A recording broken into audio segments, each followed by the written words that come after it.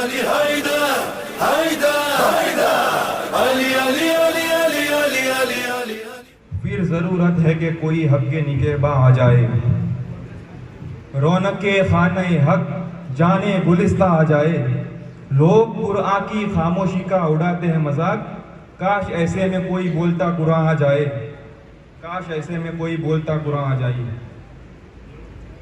હવે આ પ્રોગ્રામને આપણે આગળ વધારતા આપણે એક ભાઈ સ્પીચ આપશે, તમારાથી ગુજારિશ છે કે આ સ્પીચને ધ્યાનથી સાંભળો અને આમાંથી અમુક સવાલ કરવામાં આવશે। સ્પીચ અને ડ્રામામાંથી સવાલ કરવામાં આવશે, જેને આવડશે એને ઇનામ આપવામાં આવશે ધ્યાનથી।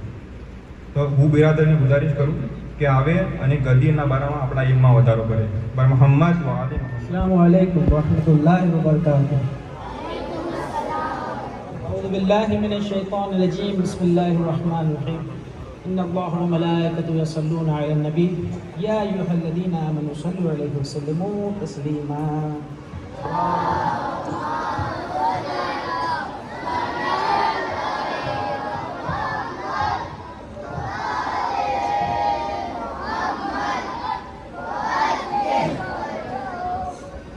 મારી કોઈ સ્પીચ છે ના, બરોબર, એટલે બે ત્રણ વાત કરીને હું જતો રહ્યો। તો હવે આપણા અંદર 4 ઈદો છે। પહેલી ઈદ ઉલ ફિત્ર, બીજી ઈદ ઉલ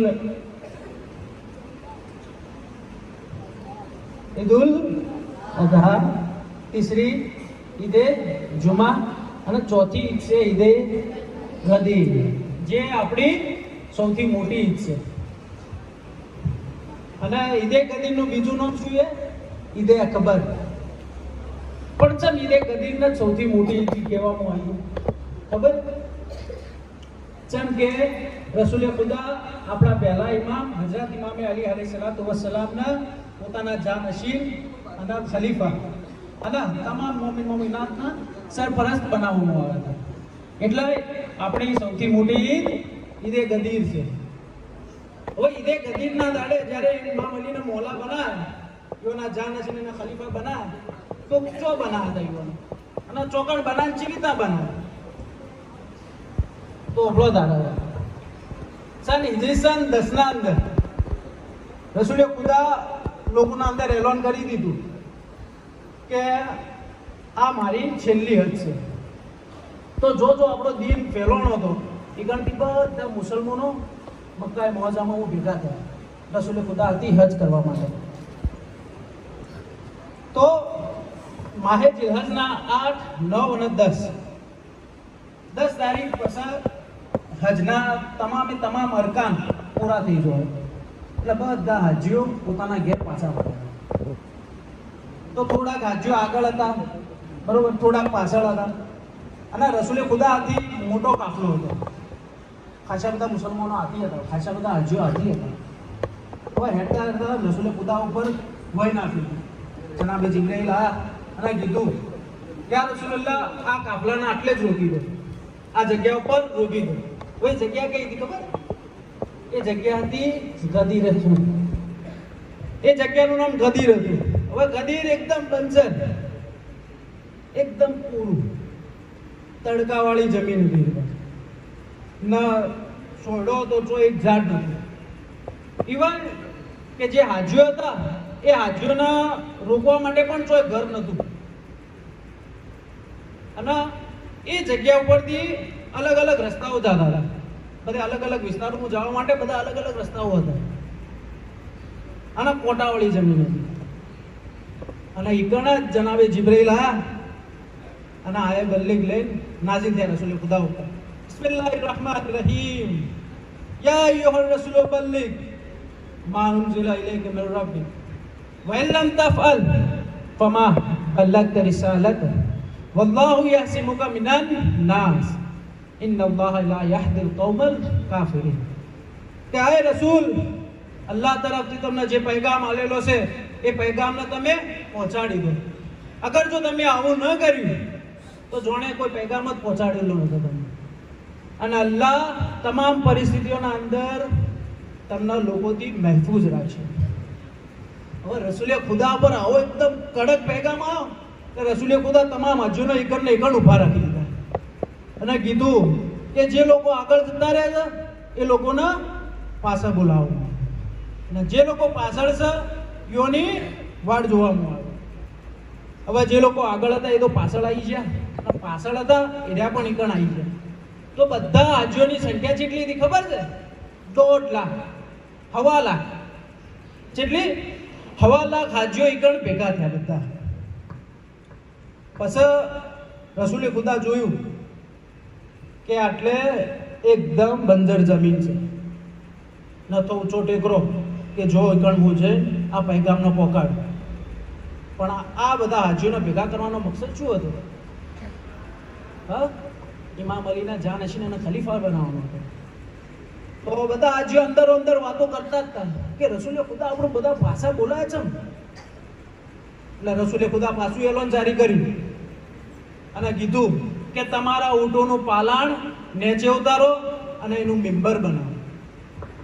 એટલે બધા હાજીઓ ફટોફટ જ્યાં ઊંટોનું પાલણ ઉતાર્યું અને મેમ્બર બનાવ્યું. પછી રસૂલે ખુદા મેમ્બર ઉપર તશરીફ લાયા અને બિસ્મિલ્લાહ કરીને ખુતબો ચાલુ કર્યો. પણ એ પહેલાં તમને એમ કહી દઉં કે હાજીઓની કેફિયત જેવી હતી. જેમ કે ગદીરે ખૂનનું મેદાન બંજર હતું, તડકો હતો, એક કોટાવાળી જમીન. તો બધા હાજીઓ હતા ને એઓનો જે અમામો હતો એ અમામો શું કર્યો? ખોલી દીધો. એક પાહુ મોથા ઉપર રાખ્યું અને બીજું એનું પાહુ જો પગના એકર રાખ્યું. જેમ કે તડકાવાળી જમીન હતી, નીચે ગરમ થતી હતી માટી. તો બધા હાજીઓ એવી રીતે ઊભા હતા. પછી રસૂલે ખુદા મેમ્બર ઉપર જ્યાં અને બિસ્મિલ્લાહ કરીને ખુતબો ચાલુ કર્યો અલ્લાહની હમદો સનાથી. જ્યારે અલ્લાહની હમદો સના પૂરી થઈ એટલે 1.25 લાખ હાજીઓના મજમાના હોમે જોઈને કીધું કે હું કોણ છું? હું કોણ છું? તો બધા હાજીઓ થોડા તોમ ચૂપ રહ્યા. પછી કીધું કે આ અલ્લાહ તરફથી લોકોની હિદાયત કરવા માટે આવેલા અલ્લાહ નબી છું, અને આપ અલ્લાહના રસૂલ છો, તમે રસૂલે ખુદા છો. તરત જ રસૂલે ખુદા કીધું તો હું તમારા નફ્સ કરતે હું વધારે અધિકાર નથી રાખતો તમારા નફ્સ ઉપર? તો લોકોએ તરત જ કીધું કે હા રસૂલુલ્લાહ, બેશક તમે અમારા નફ્સ ઉપર તમે વધારે અધિકાર રાખો છો. તરત જ જેવો આ જવાબ સાંભળ્યો લોકોનો, હાજીઓનો, તો ઇમામ અલીના મેમ્બર ઉપર બોલાવ્યા. અને મેમ્બર ઉપર બોલાયા અને યુવાનો ઊંચા કરી કીધું મન કુંતો મૌલા ફહાદા અલીયુન મૌલા. જેનો હું મૌલા છું તેનો અલી મૌલા છે. જ્યારે ઇમામ અલીના ખલીફા અને જાનશીનનું એલોન કરી દીધું તરત જ રસૂલે ખુદા દુઆ કરી, ખુદાયા તું તેને દોસ્ત રાખ કે જે અલીને દોસ્ત રાખે, અને તું તેને દુશ્મન રાખ જે અલીને દુશ્મન રાખે. બરોબર? આ એલોન તો કરી દીધું. જ્યારે આ એલોન પટી ગયું એટલે તરત જ પાછા જિબ્રાઈલ અલ્લાહ તરફથી રસૂલે ખુદા ઉપર વહી લઈ નાઝિલ થયા પાછા. અને સૂરે માયદાની તીસરી આયત હાલ જ પટી ભાઈ, બે ભાઈઓ આપણે. શું હતી તીસરી આયત? અલ યૌમા અકમલતુ લકુમ દીનુકુમ. આઈ યાદ? બિસ્મિલ્લાહિર रहमानिर रहीम. अल यौम अकमलतु लकुम दीनुकुम व अतममतु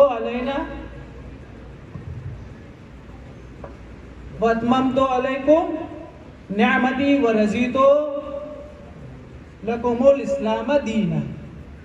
કે આજે દિન સંપૂર્ણ થયો. હવે આયત પૂરી થઈ એટલે રસૂલે ખુદા હાજીનો પાછું હુકમ કર્યો કે ભાઈ જો અને એક ખૈમો બોધવામાં આવે. તો એ ખૈમો બોધ્યો અને ખૈમાના અંદર ઇમામ અલી હતા.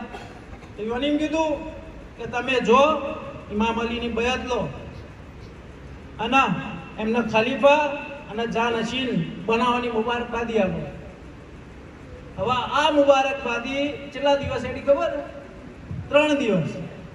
એની બયાત લેવાનું અને જાનશીન અને ખલીફા બનાવે એની મુબારકબાદી હાલવાનો 3 દિવસ. આ હતો ગદીરનો કિસ્સો. મારી આટલે વાત પૂરી થઈ.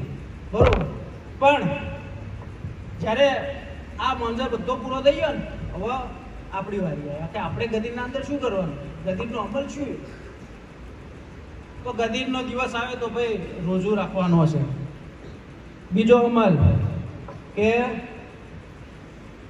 ખબર છે કે ના, ગુસલ ઉતારવાનો, રોજુ રાખવાનો, સદકો આલવાનો, મોમીનભાઈને જમાડવાનો, ખવડાવવાનો, કહેવાનો છે ગરીબોની મદદ કરવાનો, અને એ દિવસ આપણે ઇબાદતમાં ગુજારવાનો, ગદીરનો દિવસ. તો આ હતું ગદીરનો મંઝર અને ગદીરના દાડે આપણે શું અમલ અંજામ આલવા. બસ મારી આટલી વાત પૂરી થઈ.